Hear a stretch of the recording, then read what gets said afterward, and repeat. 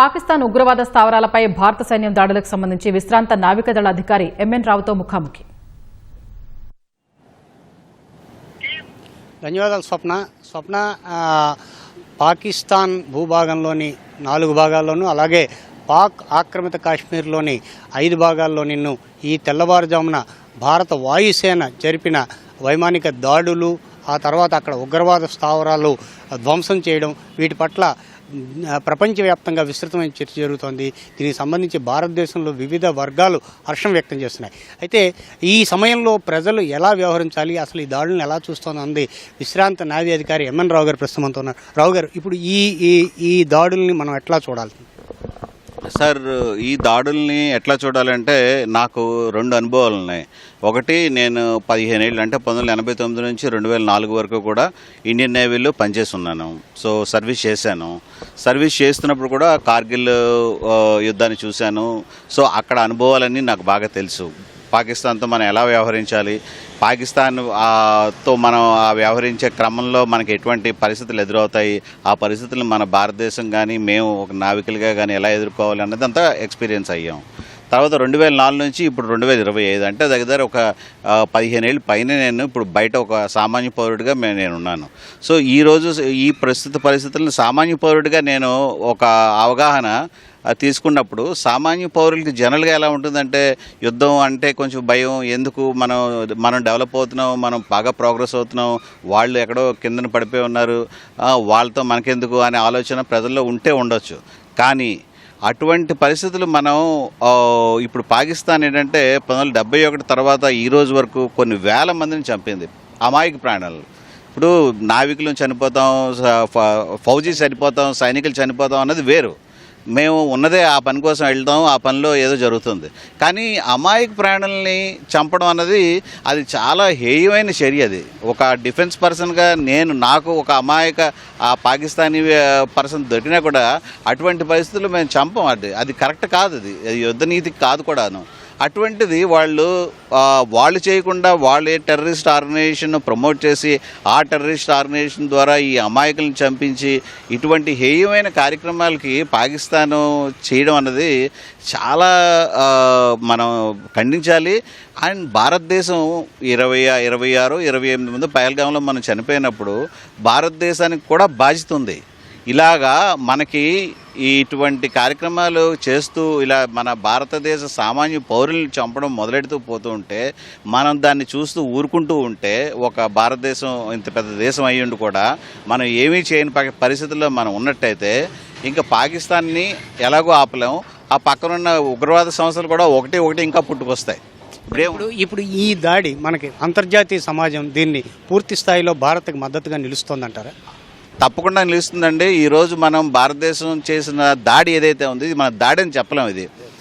ఇది దాడి కాదు, ఇది మనం రక్షించుకునే ప్రయత్నం చేసాం. మనం కూడా ఏం చేసాం, వాళ్ళ యొక్క టెర్రరిస్ట్ యొక్క స్థావరాలను కనుక్కున్నాం. ఆ టెర్రరిస్ట్ యొక్క స్థావరాలని చాలా ప్రిసిషన్ తోటి చాలా జాగ్రత్తగా మనం వాటిని డిస్మాంటిల్ చేయడం జరిగింది. అంతేగాని మనం పాకిస్తాన్ యొక్క పౌరుల్ని కానీ, పాకిస్తాన్ యొక్క సైన్యాన్ని కానీ, లేక పాకిస్తాన్ యొక్క సైన్యంకి సంబంధించిన స్థావరాలను కానీ మనం వాళ్ళని ఏం ముట్టుకోలేదు. మనం కేవలం మనకి సంబంధించి ఇటువంటి ఎవరైతే టెర్రరిస్టులు వచ్చి ఇటువంటి కార్యక్రమాలు చేస్తున్నారో ఆ టెర్రరిస్టులకు సంబంధించిన స్థావరాలని, ఆ టెర్రరిస్టులకు సంబంధించిన హైడౌట్స్ని మాత్రమే మనం ముట్టుకున్నాం. దీన్ని ప్రపంచం ఏ అంతర్జాతీయ సమాజం కూడా దీన్ని ఒక దాడిని కానీ, దీన్ని ఒక యుద్ధం అని కానీ అనడానికి ఎక్కడ మీకు అవకాశం లేదు. ఈ పరిస్థితుల్లో మన సామాన్య పౌరులు ఏ రకంగా వ్యవహరించాల్సి ఉంటుందని మీరు భావిస్తున్నారు? సామాన్య పౌరులకి నేను ఒక రిక్వెస్ట్ చేసేది ఏంటంటే, మీరు అందరూ కూడా ఇటువంటి పరిస్థితులు మనకి భవిష్యత్తులో రాకుండా ఉండాలి. భవిష్యత్తులో మనందరం కూడా హ్యాపీగా మన కాశ్మీర్లో మనం వెళ్ళగలగాలి, లేదా మన ఏదైనా టూరిస్ట్ ప్రాంతాలకు వెళ్ళగలగాలి, మన దేశంలో మనం హ్యాపీగా తిరగగలగాలి అన్నప్పుడు మనం ఇటువంటి చర్యలు జరిగినప్పుడు భారతదేశం ఇటువంటి రిప్లై ఇచ్చినప్పుడు మన కోసమే ఇచ్చింది. భారతదేశం రిప్లై మన రక్షణ కోసమే చేస్తున్నది.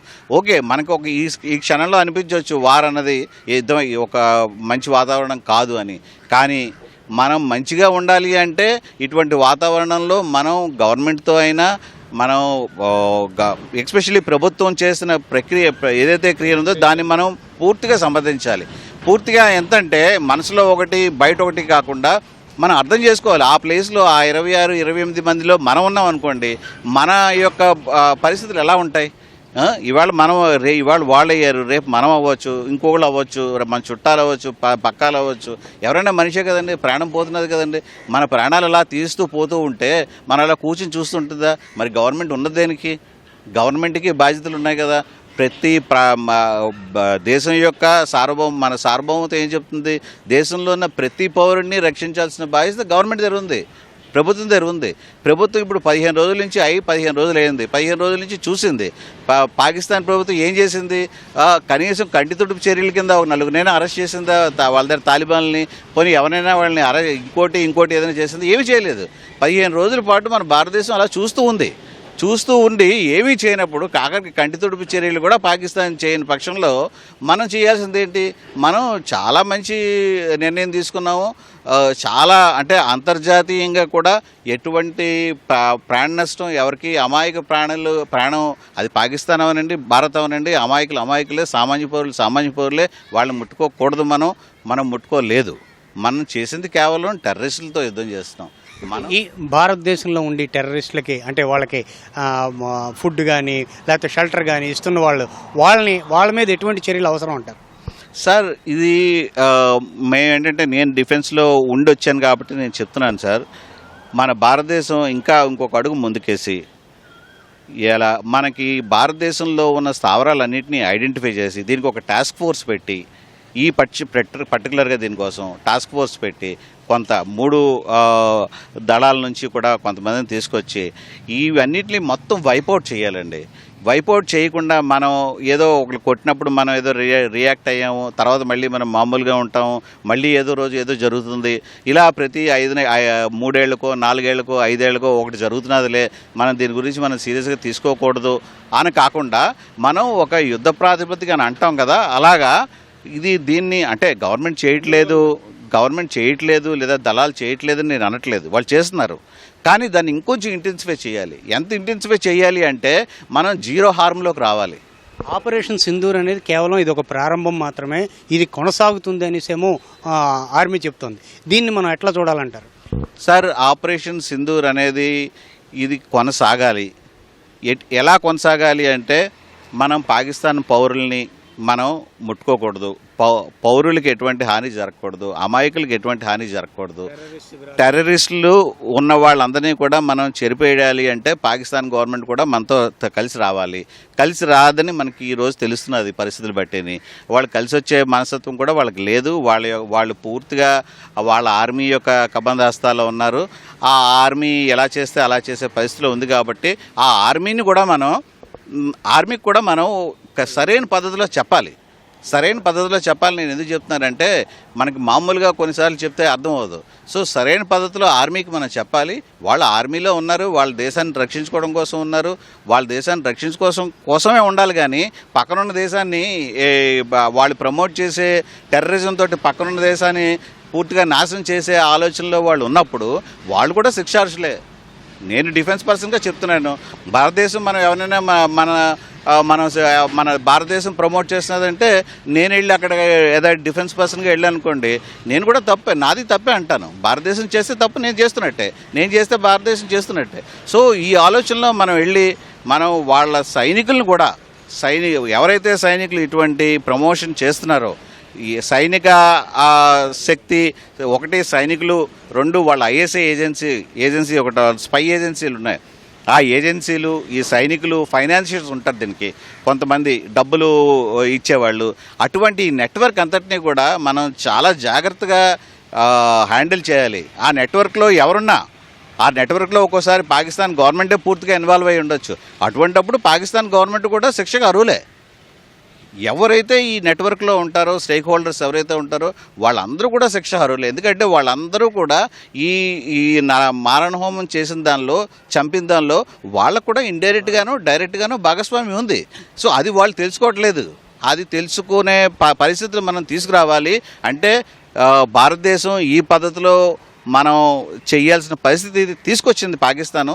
సో తీసుకొచ్చినప్పుడు మనకు తప్పదు. మన భారతీయుల్ని మనం చూసుకోవాల్సిన బాధ్యత మనకుంది. భారతదేశాన్ని రక్షించుకోవాల్సిన బాధ్యత ఉంది. ప్రతి భారత పౌరుడిని కూడా రక్షించుకోవాల్సిన బాధ్యత గవర్నమెంట్ మీద ఉంది, మా సైనికుల మీద ఉంది.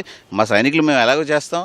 భారతదేశం కూడా గవర్నమెంట్ కూడా ఇటువంటి డెసిషన్స్ కొంచెం హార్ష్ డెసిషన్ అయినా ఇది ప్రజలు దీనికి తోడు రారని అనుకున్నప్పటికీ కూడా భారతదేశం యొక్క మంచి కోసం ఆలోచించి పైనున్న నాయకులు చాలా గట్టి నిర్ణయాలు తీసుకోవాలి. ఈ నిర్ణయాలు ఒకసారి ప్రజల దృష్టిలో కొంచెం ఇంకోలాగా అనిపించవచ్చు ప్రజల దృష్టిలో. ఎందుకంటే నేను డిఫెన్స్ వాడిని కాబట్టి నేను చెప్తున్నాను, ఇప్పుడు నార్మల్గా ఉన్నాను కాబట్టి ప్రజలు దృష్టిలో ఎటువంటి ఉన్నాడు. కానీ ప్రజలకు మాత్రం నా విజ్ఞప్తి ఏంటంటే ప్రజలందరూ కూడా మీరు ఆలోచించండి, మిమ్మల్ని మీరు ఆ ప్లేస్లో పెట్టుకోండి. మీ ప్రాణాలు పోతే ఏంటి? మీకు భారతదేశంలో ఉండి భారతదేశం మీ ప్రాణాలకు రక్షణ కల్పించలేని పరిస్థితుల్లో భారతదేశం ఉన్నప్పుడు మీరు భారతదేశాన్ని ఏం చేస్తారు? భారత ప్రభుత్వాన్ని ఏం చేస్తారు? ఇప్పుడు తీసుకుంటున్న చర్యలు ఇవి భవిష్యత్తులో ఉగ్రవాదానికి ఒక గుణపాఠంగా మనం అనుకోవచ్చా? సార్, ఇప్పుడు తీసుకుంటున్న చర్యలు నిజంగా కూడా ఇంకొకళ్ళు ఉగ్రవాదం వైపు రావడానికి భయకంపితులు అవుతారు కూడాను. ఒక సంస్థ, ఇప్పుడు చిన్న సంస్థలు పెద్ద సంస్థలు ఉండేవి ఇంతకుముందు, లష్కర్ తోయిబా, వాళ్ళు ఆపరేట్ చేయలేని పరిస్థితి భారతదేశం కల్పించింది. ఇప్పుడు వాళ్ళు ఏంటంటే పుట్టగొడుగులా చిన్న సంస్థలు క్రియేట్ చేశారు. ఈ చిన్న సంస్థల్లో కూడా కొంతమంది పనిచేస్తున్నారు. రేపు పొద్దున ఇటువంటివి జరిగాయి అనుకోండి, ఇటువంటివి జరిగితే ఇక మీదట ఈ సంస్థల్లోకి రిక్రూట్మెంటు జరగదు, ఈ సంస్థలు ఆపరేట్ కూడా చేయరు. ఇదే పద్ధతి. మనకి టెర్రరిస్టులు మనం ఆపాలి అంటే ఇంకొక మార్గం లేదండి. టెర్రరిస్టులకి ఏంటంటే నువ్వు చంపితే మేము నిన్ను చంపుతాం అన్న పద్ధతే మనం తప్పదు ఇంకా. ఎందుకంటే వాళ్ళకి చంపడం అనేది చాలా సామాన్యమైన ప్రక్రియ అది. సో వాళ్ళకి చంపడం అనేది సామాన్యమైన ప్రక్రియ, ప్రాణం అనేది వాళ్ళకి అసలు విలువే లేనప్పుడు మనం కూడా అదే భాషలో వాళ్ళకి మనం జవాబు చెప్పాలి. ఆ భాషలో జవాబు చెప్పిన రోజే ఇది ఆగుతాయి ఇవన్నీ. ఇది ఎంఎన్ రావు గారి మనోగతం. కెమెరామెన్ శ్రీనివాస్తో Kurmaraju, ETV news, Visakhapatnam. Over to studio.